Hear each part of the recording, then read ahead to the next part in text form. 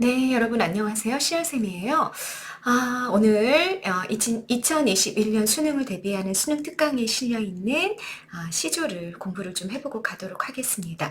이하의 월백하고라는 시조이고요. 고려 말의 문인이었죠. 이종현이라는 분이 지으셨습니다. 이하의 월백하고는요, 여러분 주제함정의 시조로 굉장히 많이 출제가 돼요. 뭐 내신에서도 그렇고, 주제가 이렇게 좀 약간 슬픔의 정서가 묻어나는 그리고 잠을 못 이루고 있고 뭐 이런 화자의 모습이 드러나기 때문에 님을 그리워하는 시조가 아닌가요? 뭐 이렇게 주제를 오해하는 경우들이 많기 때문에 아주 옛날부터 주제 함정으로 많이 출제가 됐었거든요. 그래서 선생님이 이미 이 시 주제와 관련돼서는 영상을 찍어 놨습니다. 그래서 구체적으로 이게 왜 이런 주제가 나오는지 궁금한 사람들은 그 영상을 한번 먼저 보고 그렇게 온다면 굉장히 좋을 것 같습니다. 오늘은 수특과 관련해서 이 작품에 알고 가야 되는 다양한 내용들을 중심으로 같이 한번 공부를 해가는 시간을 갖도록 하겠습니다. 자, 같이 한번 보실게요. 여러분, 일단 먼저 이제 이 내용에 들어가기에 앞서서 지금 수특에서 시조가 많이 이번에는 올해는 굉장히 많이 나와 있거든요. 근데 이 시조가 어떻게 그 배치가 되어 있는지를 좀 봤으면 좋겠어요. 선생님이 보고서 와 이거 이렇게 좀 이 순서대로 시조를 좀 시조의 역사를 시조의 발달사를 좀 정리하고 가면 참 좋겠다. 이거는 고등 문학의 각각의 출판사들이 좀 보여주고 있는 편제랑도 상당히 일치한다 이런 느낌을 1차적으로 받았었거든요. 무슨 말이냐면 처음에 여러분 처음에 우리 이미 영상 찍었죠? 고려 만렵의 회고가가 먼저 나와요. 고려 말 정도에 이제 시조가 출발을 하잖아요. 그렇게 해서 이 회고가들이 먼저 나오고 그 다음에 지금 제가 지금 찍고 있는 평시조들이 나오는 거예요. 평시조들이 나와 있고 그 다음에 평시조가 이제 딱 세 줄짜리잖아. 세 줄짜리에 자기가 하고자 하는 내용들을 굉장히 압축해서 담아냈어야 된단 말이에요. 그래서 이거 좀 내용을 좀 더 담고 싶어라는 어떤 그런 욕망에 부응해서 뭐가 나타나냐면 이 조선 중기 정도로 가면 연시조들이 굉장히 많이 유행하게 되거든요. 근데 수특에서도 마찬가지로 평시조를 싣고 나서 그 다음 강의에 윤선도의 만능이라는 연시조가 실려 있어요. 그리고 조선 후기로 넘어가면 이제 시조의 창작 계층이 양반이랑 아주 소수의 기생에게 이렇게 몰려져 있던 그런 창작과 향유의 계층이 늘어나죠. 그래서 평민들이 시조의 향유 계층으로 가담하기 시작을 하기도 하고 또 시조가 너무너무 유행을 하다 보니까 우리가 가객이라고 이야기하는데 중인계층들 중에는 시조 가수들도 등장을 하거든요. 그러면서 사회가 조선 후기 사회가 근대 사회로 접어들기 시작해요. 굉장히 이 사회적인 어떤 욕망이나 사회적으로 이야기하고 싶은 내용들이 복잡해지는 거죠. 그러면서 길이가 길어지거든요. 그렇게 해서 나오는 갈래들이 바로 사설시조입니다. 그런데 수특에서 바로 이 순서대로 이렇게 작품들이 실려있는 모습이 보여요. 윤선도의 만흥 다음에 니미모마 학원을 뭐 이런 사설시조를 실어놨어요. 그래서 이거는 우리가 고등학교 2학년 전도 문학교과서에서 각자 배우는 요 시조의 발달 순서, 시조의 흐름 에 따른 그런 어떤 구성을 그대로 보여주고 있다라는 거 1차적으로 좀 주목해 봐야 되지 않을까라는 생각이 들었고요. 그렇게 됐을 때 이제 평시조의 형식적인 특징은 어떻고 뭐 사설시조는 어떤 형식적인 차이를 보이고 이런 것들도 여러분들이 좀 알고 있으면 좋겠다라는 생각이 들고 그 다음에 선생님이 수능이랑 연결해 가지고 또 한 가지 생각나는 게 있다면 뭐냐면 수능이 일반적으로 한 해는 시조가 출제가 되면 한 해는 가사가 출제가 되고 또 시조, 가사 이런 식으로 좀 나눠서 출제가 됐었던 경향이 좀 있거든요. 그런데 작년에 뭐가 출제가 됐냐? 2020년 수능에는 월서는 16경가라는 가사 작품이 출제가 됐었거든요. 그러면 올해는 좀 시조가 출제가 되지 않을까 이런 가능성이 점쳐지는 해이기도 해요. 근데 수특에 시조가 굉장히 많이 실려 있 같거든요. 다른 애에 비교해 봤을 때. 그래서 시조 작품은 좀 주목하고 가야 되겠다라는 생각이 좀 듭니다. 그래서 여러분들이 좀 시조가 나왔을 때 열심히 좀 공부를 해놓고 간다면 수능에 도움이 되지 않을까라는 생각이 들어요. 자, 평시조의 형식적 특징, 선생님이 뭐 이런저런 강의에서 굉장히 많이 정리했지만 오늘 그래서 이 흐름과 맞춰가지고 평시조의 형식적인 특징을 다시 한번 좀 정리하고 가는 시간을 가져봤으면 해요. 자, 평시조. 우리가 평시조라고 하면 고려 말부터 시작이 돼서 쭉 양반들이 주로 지었던 그런 시가를 우리가 평시조라고 이야기하고, 평시조는 딱 몇 줄? 여러분, 세 줄로 되어 있어. 세 줄. 그래서 우리가 이걸 뭐라 그러냐? 삼장이라고 이야기하는 거죠. 자, 삼장의 명칭이죠. 다들 알고 있죠? 첫 번째 줄 초장, 두 번째 줄 중장, 마지막 줄 종장. 이렇게 세 줄로 되어 있는 거 3장. 6구. 구가 몇 개? 6개로 나눠져 있죠. 하나, 둘, 셋, 넷, 다섯, 6개로 나눠져 있는 6구. 글자 개수를 세보면 45자 내외다라는 거. 한 줄에 몇 마디로 끊어진다, 여러분? 4마디로 끊어진다. 사음보 유리다. 구를 다시 끊어보면 마디가 4개씩 끊어진다, 그 얘기죠. 이화에 월백하고 은하니 삼경인재. 4마디로 끊어진 거 확인되시죠? 일지, 춘심을, 자교야, 알야만한. 4마디. 다정도, 병인양하여, 잠 못 들어, 하노라. 4마디. 사음보율이고 글자 개수는 여러분 3, 4, 5근 4, 4조. 음수율. 한 마디 안에 있는 글자 개수가 몇 개냐라고 물어보는 거예요. 몇 개씩 반복되고 있느냐? 이화에 3개, 월백하고 4개, 은하니 3글자, 삼경인재 4글자. 3, 4 혹은 4글자, 4글자로 반복되는 경우도 많아요. 자교이야 여기 4글자, 알야만한 4글자. 이렇게 보이시죠? 일지는 2글자. 춘심을 3글자인데 여러분 2글자인 경우가 많지 않으니까 그냥 음수율을 뭐라고 얘기하는 거예요? 사음보율의 짝꿍이 되는 음수율은 3, 4, 혹은 4, 4조다 이렇게 얘기하게 되는 겁니다. 이게 평시조의 두 번째 특징. 마지막 특징입니다. 자, 종장의 첫 구절은 2글자? 안 돼. 4글자? 안 돼. 무조건 3음절 고정이었어. 3글자 고정이었다는 거. 그리고 두 번째 구절. 두 번째 마디는 5음절 이상으로 이렇게 마무리를 지어줬다는 거. 병인양하여 여기도 5글자 보이고 있죠? 글자를 여러분 음절이라고 이야기하는 겁니다. 그래서 이렇게 마지막 특징, 종장 첫 구절은 3음절 고정이고 두 번째 구절은 5음절 이상이다라는 그 형식을 그대로 지키는 걸 우리가 뭐라 그런다?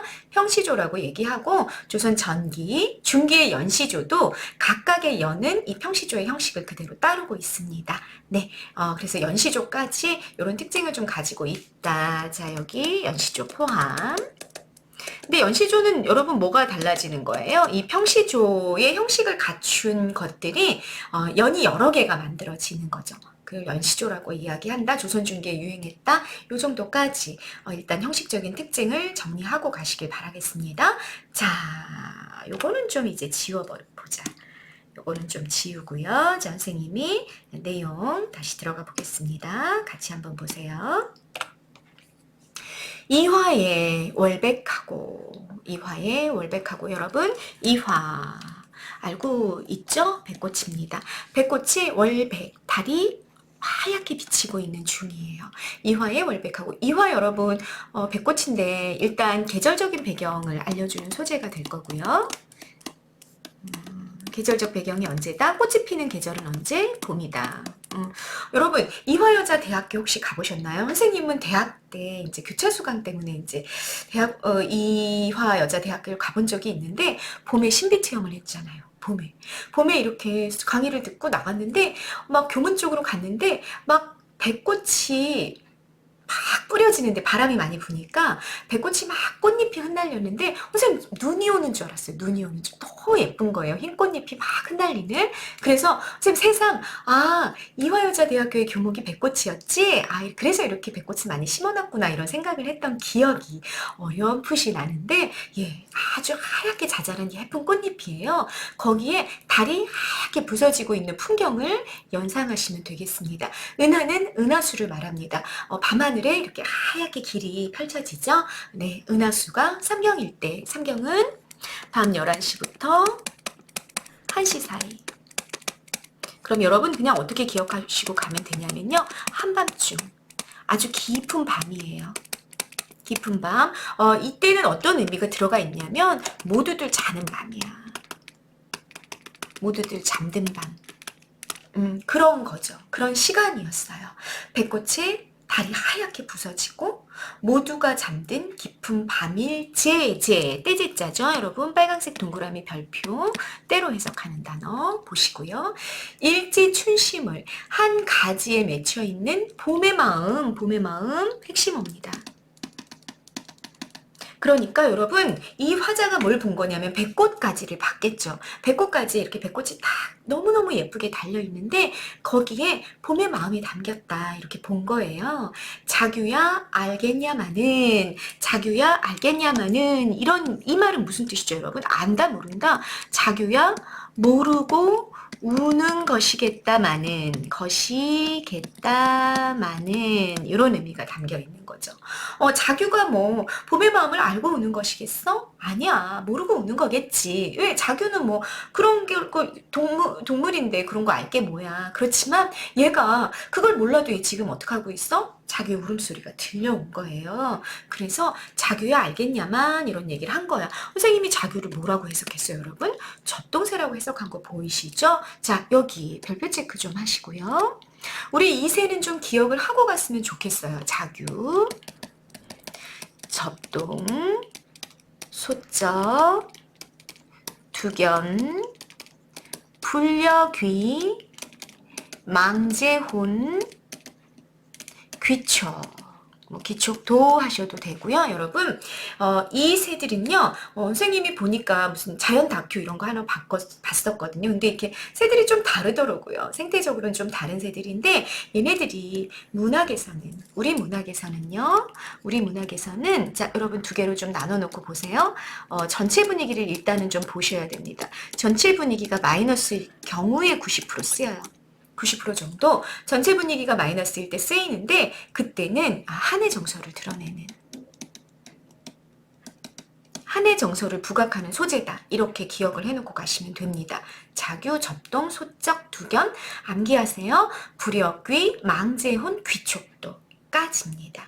기억해 놓으시고요. 그래서 뭐 김소월 같은 경우는 현대 시인인데 접동새 전설을 가지고 와서 뭐 현대 시도 창작하고 그랬잖아요. 그런 시들을 보면 굉장히 좀 불행하게 죽은 그런 어떤 영혼을 담고 있는 그런 새로 이름이 있는 거죠. 여기에 선생님이 하나 더 추가를 해본다면 파촉이라는 것도 이제 추가를 해볼 수가 있을 것 같고요. 이런 불려귀나 망제혼, 귀촉 이런 것도 다 이렇게 연결이 되어 있어요. 하나의 이야기로부터 나왔는데 뭐 총나라로 돌아가고 싶었지만 돌아가지 못한 죽은 황제의 혼이다. 망제혼 뭐 이런 거란 말이야. 불려귀 다시 돌아가지 못했다. 이런 의미이기 때문에 굉장히 슬픔의 정서를 가지고 있는 그런 새들이다. 같은 새들이다. 이렇게 기억하시면 됩니다. 뭐 이걸 과학적으로 생태적으로 분리하자는 얘기가 아니고 우리 문화관에서는 이 새들이 그런 한의 정서를 드러내는 개념으로 쓰여왔다. 전통적으로 이렇게 기억하고 가시라. 그 얘기입니다. 하나 더. 그런데 가끔씩 여러분 시를 보게 되면요. 전체 분위기가 정말 즐겁고 경쾌할 때도 이 새들이 쓰이는 경우가 있어요. 한 10% 정도. 그러면 이때는 여러분들이 이 새를 한의 정서를 드러내는 새인데 이게 뭐지? 이거 이상한데? 이렇게 이상하게 하지 마시고요. 전체 분위기가 10% 정도 플러스일 때는 그냥 얘는 예로부터 우리나라 전통 토속적인 새란 말이야. 그래서 전통성, 토속성, 시골스러운 분위기인 거죠. 향토성을 부각하는 그런 소재다. 이 정도로 여러분들이 이해하고 가시면 되겠습니다. 자, 그 새가 여기 나왔어요. 그러면 여러분 이 시에서는 한의 정서일까요? 전통성이나 토속성을 부각하는 걸까요? 그거는 여러분들이 한번 생각해 보세요. 일단 선생님 알려드릴게요. 접동새가 알고 우는 거야? 아니야. 그렇지만 어때? 울어. 접동새가 울고 있어요. 다정도 병인 듯하여 잠 못 들어 하노라. 감탄용 종결음이죠. 그래서 무슨 어조? 명탄적 어조를 만들어내는 거 알고 계시죠? 네. 그렇게 이제 시가 됐어요. 자, 이 시 안에서만 얘기해보면 여러분, 이 사람은 지금 자기 성품에 대한 직접 노출, 성격이 나왔어요. 화자의 성격이. 화자의 성격이 어때? 로맨티스트, 센치멘탈. 막 굉장히 이렇게 정서가 풍부한 그런 사람인 거죠. 이런 사람이 봄밤에 아마 이 깊은 한밤중이었으니까 자려고 누워 있었을 것 같아요. 그런데 자규의 소리가 들린 거죠. 숫쩍 숫쩍 뭐 이런 소리가 들린 거예요. 그래서 그 소리 때문에 잠을 이루지 못하고 나왔어. 나왔더니 세상에 자기 정원에 배꽃이 이렇게 쫙 하얗게 피어 있는데 달빛이 부서지는 거지. 그리고 하늘을 딱 봤더니 은하수가 흘러가고 있는 거예요. 네, 그 모습을 보면서 왜 우리 그런 거 있잖아요. 선생님 아들도 굉장히 이제 되게 감성적인 스타일이거든요. 근데 걔를 이렇게 노을이 이렇게 지는 그런 풍경을 보면 이렇게 하염없이 그걸 보고 있어요. 근데 우리가 뭐 노을 좋아하는 사람들도 있죠. 이렇게 해가 질 때 그렇게 빨갛게 물든 하늘을 본다든지 이렇게 봄밤에 막 하얀 그 배꽃에 달이 부서지는 풍경을 보면서 그냥 이렇게 마음이 센치멘탈해지는 거지. 그러면서 약간 막 울컥울컥 막 이런 느낌 느껴보셨을까요? 그런 느낌을 받고 있는 중이에요. 그래서 여러분 선생님이 이렇게 정리했어. 봄밤의 자규 소리를 듣고 밖으로 나와 봄밤의 경치를 감상하는 거죠. 대응방식 어떤 정서를 느꼈다 여러분? 슬플 애자고요. 가슴 아플 상자예요. 가슴 아플 상자. 애상을 느끼고 있는 거예요. 슬픔을 느끼고 있는 중이다. 그 얘기입니다. 그리고 그런 자신의 그 슬픔의 정서, 봄밤의 그 싱숭생숭한 그 마음, 막 너무나 감성적인 스타일이다 보니까 막 뭘 하나를 봐도 막 눈물이 나고 이런 아름다운 경치를 봤을 때 그런 눈물이 나는 그런 정서를 표현하기 위해서 여러분, 좀 선생님 색깔펜 잠깐만 바꿀게요. 그런 정서를, 봄밤의 애상감의 정서를 드러내기 위해서 여러분, 이화라는 소재, 그리고 은하수, 달, 그리고 자규라는 소재들을 활용을 한 거죠. 이해되십니까? 그러면 여러분, 이 봄밤의 애상감, 자기가 그냥 괜히 센치멘탈해지고 봄밤에 괜히 슬퍼지고 그런 정서를 부각하기 위해서 이런 4개의 자연물들, 백꽃, 달, 은하수, 자규 이런 자연물들을 활용했다 그 얘기예요. 그러면 여러분 이런 자신의 정서를 부각하기 위해서 사용됐던 이런 4가지의 자연물 하나, 둘, 셋, 4가지의 자연물들은 모두 다 무슨 기능을 하는 거다? 화자의 정서를 드러내는 객관적 상관물로 기능하게 되는 거다라는 거 여러분 잡고 갈 수 있겠죠. 됐죠? 그리고 그러면 여러분 접동 여기 자규. 자규는 1번, 2번 중에 전체 분위기가 마이너스인 거랑 전체 분위기가 플러스인 거랑 1번, 2번 중에 뭐로 쓰였을까요? 네, 1번으로 쓰였겠죠. 왜? 봄밤의 애상, 슬픔을 드러낸다 그랬으니까 슬픔은 마이너스 정서란 말이지. 그래서 한의 정서를 드러내는 소재로서 자교가 쓰였다라는 것도 여러분들이 확인하실 수 있겠습니다. 네, 그리고 여러분 고려말 시조에 거의 백미로 일컬어지는 게 이 작품이에요. 왜 백미로 일컬어지냐? 왜 이렇게 문학성이 높다고 일컬어지냐면 대단히 감각적이거든요. 어떤 점에서 감각적인지 여러분들이 확인해 보실 수 있습니다. 자, 초장에 백꽃, 하얀 달빛, 그리고 하얀 은하수 모두 다 백색의 이미지가 부각이 되고 있단 말이에요. 그래서 여러분 여기 감각 중에서도 시각적인 이미지가 부각이 되고 있는 게 초장이고요. 중장으로 넘어갔더니 이번에는 그 너무 애상적인 너무 갸냘프고 정말 슬픈 그런 어떤 백색의 이미지의 그 배경에 여러분 자규 소리가 들리는 거지. 자규 소리가. 그래서 여러분 무슨 청각도 자극을 했어. 시각도 나오고 청각도 나왔어. 다양한 감각 이미지가 부각이 되고 있구나. 그래서 우리가 굉장히 문학성이 높다라고 평가하고 갈 수 있다라는 얘기입니다. 한의 이미지를 드러내는 자규 소리도 들려왔고요. 됐죠? 자, 마지막입니다, 여러분. 여기를 좀 끊어볼 수 있어요. 여기까지는 여기 초장, 중장을 묶었을 때 자, 배꽃이 달이 환하게 비치고 은하수가 흘러가는 밤하늘이고요. 그리고 자기 소리가 들렸어. 모두 바깥의 외부 환경, 외부의 배경이 그려지고 있는 중인 거죠. 우리는 이걸 뭐라 그래요? 앞부분에서 경치를 묘사했다. 그래서 성경이라고 얘기하는 거죠. 자, 여기서부터는 근데 경치 묘사가 아니라 자기 감정, 자기를 바라보는 거죠. 자기 감정을 이야기하고 있어. 그래서 마무리 부분에 후정이 사용이 된 겁니다. 네, 삼경 후정의 시상 전개 방식을 보이고 있는 시이기도 하다. 라는 것까지 여러분 이화의 월백하고라는 너무나 감성적인 너무나 낭만적인 봄밤의 아름다움에 흠뻑 취해 있는 여러분 그러니까 이 시의 화자의 자연을 바라보는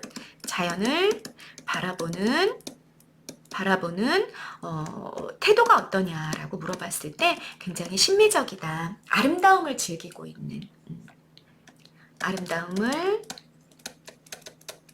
누리고 있는 그런 신미적 태도가 드러나는 그리고 그런 자신의 심미적인 상태를 봄밤의 애상을 즐기고 있는 그런 상태를 아주 감각적으로 드러낸 시 한 편을 공부하신 겁니다. 네, 이화의 월백하고라는 시였습니다.